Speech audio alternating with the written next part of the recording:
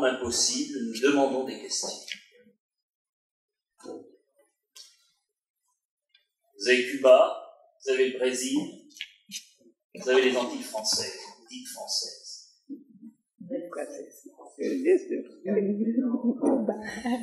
J'aime beaucoup ce mot que tu viens d'employer, d'ordre. L'ordre règne alors. Mais justement, puisque j'ai la parole, je voudrais faire de la c'est ça.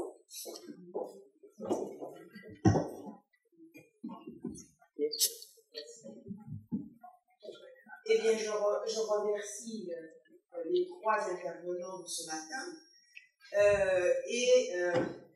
j'ai été très intéressée par cette espèce de présentation qui tient aussi du témoignage que nous a présenté Luisa. Et il me revient donc un peu en complément de... voy a hablar español mejor, como ¿no? quieras. Sí. Todo lo que comentaste, solo yo quisiera añadir lo que también compusieron los músicos claro. En homenaje al Che, ¿no? Y a veces colaboraron escritores como Lezama claro. y músicos, ¿no? Claro. Sí. Bueno, ¿y en qué idioma voy a hablar al hermano de Martín? En el que quieras. En créole. La créole. Moi, je fais, hein? Moi, je fais pas les créoles, hein? Mais pas ni grand musicien qui comprend. Pardon, en français. Oui, alors, j'ai été très intéressée par cette présentation qu'a faite Jean-Louis parce que il se trouve que j'ai appris des choses que je ne savais pas. Et il y a des choses qui me sont revenues en mémoire parce que au moment où le GRS a commencé à répandre un peu son évangile, je dirais, je me trouvais à l'école normale et celui qui est resté, le syndicaliste, enfin qui est resté fidèle, qui est Philippe Pierre Charles, naturellement essayait de répandre la bonne parole auprès des Normaliens que nous étions. Et il a eu réellement un impact sur nous. Nous avions tous chez nous des posters du Che. Et à ce moment-là, Yacoub avait fondé une association Martinique, Guadeloupe, Cuba. Et par ce biais-là, des étudiants et des lycéens sont arrivés à aller à Cuba parce qu'il était très difficile. Tu as bien insisté sur le fait que la politique du général de Gaulle avait consisté à couper, essayer de couper, d'empêcher toute contamination de ces îles françaises par l'idéologie du Che. Et donc, il fallait vraiment forcer, hein, il fallait forcer pour arriver à dépasser. Alors, parmi les personnes qui ont été censurées par cette politique, hein, tu as cité beaucoup de personnes, mais il y en a un qui est Édouard Glissant. Voilà, c'est ce que je voulais ajouter à ce que tu as dit. Édouard Glissant qui faisait partie justement de ce mouvement des jeunes antillais à Paris, qui depuis Paris revendiquait une fédération des îles de la Caraïbe et qui était très très tournée. Cette jeunesse était très tournée vers la Caraïbe. D'ailleurs, c'est le moment où la Martinique, dans son histoire, a été la plus proche de la Caraïbe et de Cuba. Aujourd'hui, ce n'est plus le cas. Au niveau des jeunes générations que je côtoie, mes étudiants, je leur parle du Che, bon, ils ont vu la photo de Corda, ils ont pour certains des t-shirts du Che, mais ils ne savent pas très bien à quoi rattacher tout cela d'un point de vue idéologique. Et effectivement, la société de consommation les a pratiquement lobotomisés. Comme partout. Oui. D'autres questions, d'autres interventions? Se puede hablar español. Todos los españoles de América. T'appelles meeting. En español, en España también que se lo español. Alors, espagnol, catalan, no sé. Vasco, ¿por qué no? Euskera, me sé porque no me entienden nada. Oui, bonjour. Moi, je me demandais s'il y avait eu, en gros, des exemples isolés, un peu comme la démarche de Guevara, disons des Che Guevara locaux. En Martinique? Oui. Des gens qui ont essayé de prendre les armes, Oui. etc. Non. Alors bon, soyons clairs, la configuration des lieux ne le permettait pas beaucoup non plus. Nous sommes sur une île de 1102 km², grosso modo, à la topographie un petit peu difficile, mais l'île était sous le contrôle des autorités. Les renseignements généraux savaient tout ce qui se passait et disposaient de délateurs aux quatre coins de l'île.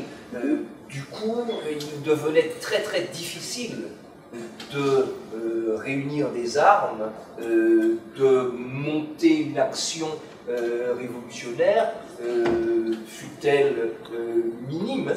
Il y a eu, à travers les mouvements ouvriers qui se sont déroulés pendant toutes les années 60, début des années 70, jusqu'aux événements de Challevet en février 74, où sont tués 2 travailleurs agricoles, Imani et Marie-Louise. Il y a eu au sein des mouvements agricoles des gens qui étaient particulièrement hostiles à la présence française dans l'île. Connaissaient-ils la pensée du Che? Peut-être que oui, peut-être que non, ils n'ont jamais écrit à ce sujet. Beaucoup d'entre eux ne savaient même ni lire ni écrire, il faut le dire aussi. Nous n'avons pas eu chez nous de personnes ayant relayé par les armes l'engagement du Che. Oui, ce que je voudrais ajouter aussi, si quelqu'un d'autre veut la parole, je la lui laisse, mais ce que je voudrais ajouter, c'est que même si nous, la jeunesse, nous étions sensibles à cette aura du Che qui nous fascinait, et même si nous écoutions cette parole, cela ne signifiait pas que nous fussions indépendantistes. À l'école normale où nous étions, il n'y avait pas de gens tentés par l'indépendance de la Martinique. Donc voilà, on pouvait être dans cette fascination vis-à-vis du Che sans avoir en tête un projet politique qui ressembla à celui que le Che avait conduit à Cuba. Et puis à partir des années, du début des années 70, le gouvernement français a acheté la paix sociale en augmentant les allocations, en établissant la possibilité pour les Martiniquais de bénéficier quasiment des mêmes prestations sociales qu'ailleurs dans l'ensemble français. Et c'est vrai que cette stratégie a porté ses fruits. Puisque même combat ouvrier qui se réclamait au départ du Che a renié les engagements qui avaient été pris et a même annoncé officiellement que la voie de l'indépendance était abandonnée. Voilà, ce qui a entraîné le coup mou de Philippe Cléant-Charles dans beaucoup d'articles que je citerai. Merci. Une intervention de Paul Estrade. Oui, très brève. Il y a un nom que je voudrais rappeler, puisqu'on parle de la Martinique et de Cuba, c'est celui de mon regretté collègue Alfred Melon, Oui. qui était à Paris, qui était le lien avec le Cuba. Il a fait d'ailleurs sa thèse sur l'idéologie de la présentologie de la poésie cubaine.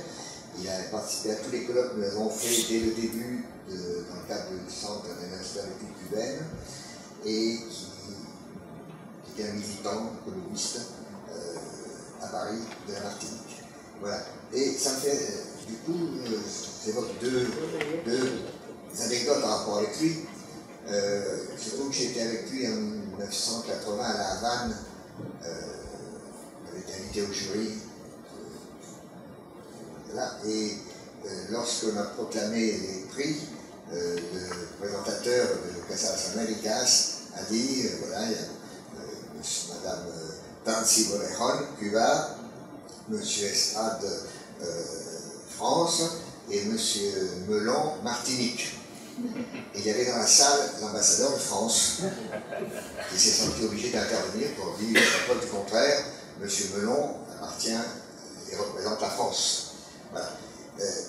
C'était vrai, et en même temps c'était faux, parce que à l'époque j'étais responsable de France-Cuba, et jusqu'en 1983, l'association a été fondée en 1961, c'est pendant 22 ans, nous avons tous les ans demandé à ce qu'il y ait une liaison Paris anti-française Cuba, et c'était tous les ans refusé. Il a fallu le gouvernement de à gauche de Mitterrand pour qu'il y ait une liaison aérienne Paris-Havane. Le prétexte était précisément la contamination possible en mettant en relation directe Pointe-à-Pitre, au Fort-de-France avec Cuba. Voilà. C'est l'information que je voulais apporter.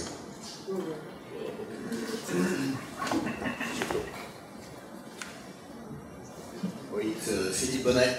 Je n'étais pas là, malheureusement, pour assister à l'intervention sur la Martinique, si je comprends bien. Et je ne sais pas s'il y a une intervention sur la Guadeloupe qui est prévue. Est-ce que c'est possible d'en parler un tout petit peu? Parce que en 85-86, autant que je me souvienne, les instances de la coopération française, le Quai d'Orsay, avaient créé une mission de coopération dans les pays de l'OECS, c'est-à-dire les Antilles de langue anglaise, qui sont voisines de la Martinique et de la Guadeloupe, pour faire en sorte que ces pays n'accueillent pas les indépendantistes guadeloupéens, je suppose.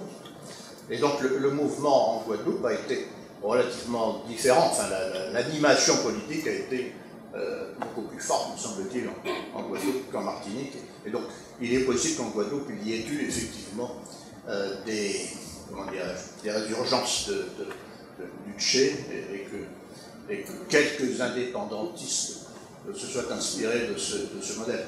En Guadeloupe, l'ARC, l'Alliance révolutionnaire Caraïbe, où on trouvait à l'époque l'Ukrainette et d'autres de ses amis qui ont mené dans Pointe-à-Pitre et aux alentours des actions armées, poser des bombes, taguer les murs de Pointe-à-Pitre, etc., etc.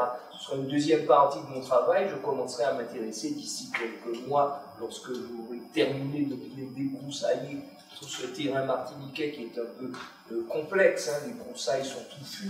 Ce n'est pas évident de faire parler les protagonistes de ces affaires-là. Ils sont nostalgiques de tout ce qu'ils ont vécu, mais ils sont forcés d'admettre qu'ils ont perdu la partie, qu'ils ont pour beaucoup d'entre eux renié leurs engagements, et que la Martinique d'aujourd'hui ne ressemble en rien à celle qu'ils avaient imaginée.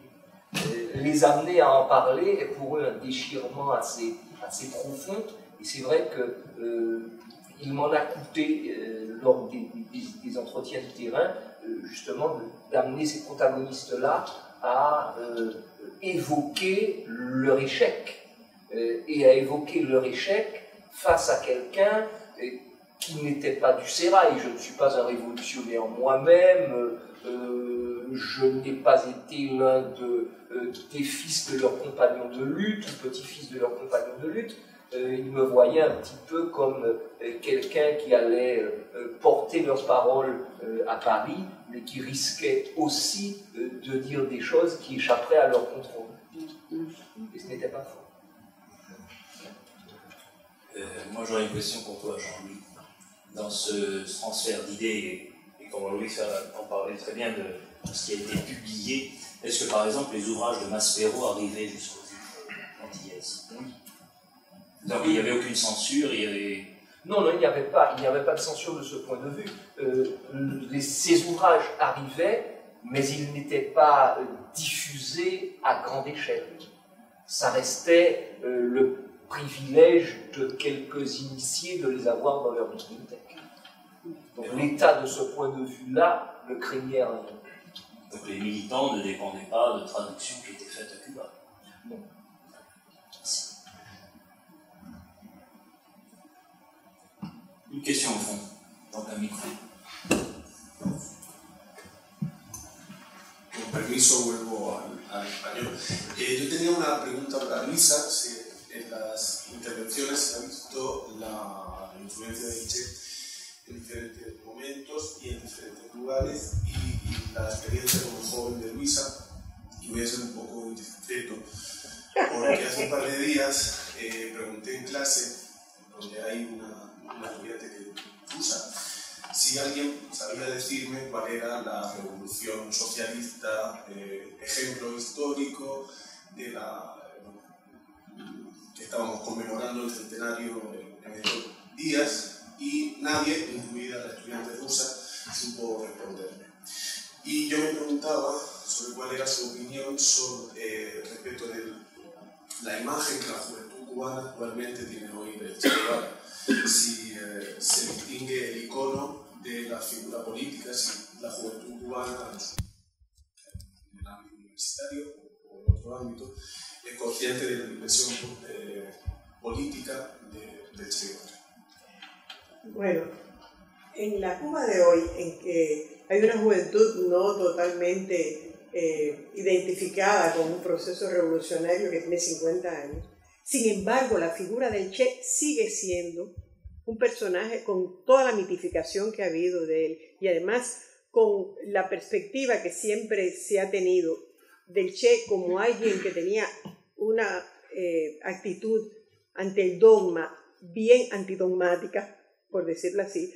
Digamos que se trata permanentemente de rescatar el Che, que es lo que hacen los pintores contemporáneos, por ejemplo, que es lo que hacen también los otros artistas, músicos, etc. Tratan de citar al Che. Siempre el Che queda como esa figura del que digamos, tuvo la suerte extraordinaria de morir demasiado joven y por lo tanto de no cometer errores, de no ser desgastado por el tiempo, de no poder... o sea, de no cambiar, de no modificarse, de seguir siendo él. Entonces, en ese sentido, al margen de que conozcan o no conozcan los textos del Che, que se interesen o no se interesen realmente por leerlos, por trabajarlos, sobre todo los textos económicos o los textos de distinta índole, siempre queda esa figura como tal, ¿no? Esa imagen, que es la que perdura también en otros lugares en buena medida. Mucha gente que no lo conoce, sin embargo, tiene esa imagen del Che. Eso es lo que yo de entrada podría decir. O sea, no lo he trabajado, no he ido más allá de lo que es la representación en los jóvenes, en su música, en lo que escriben, etc. D'autres questions, d'autres interventions?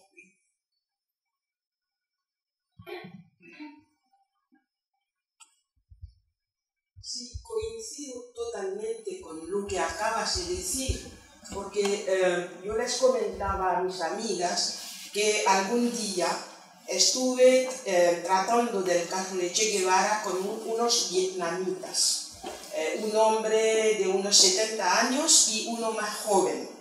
Y yo les pregunté, yo les hablé de ese coloquio y yo les pregunté qué quedaba, qué es lo que quedaba en Vietnam de Che Guevara. Me contestaron algo muy impreciso, que sabían que él fue un buen hombre.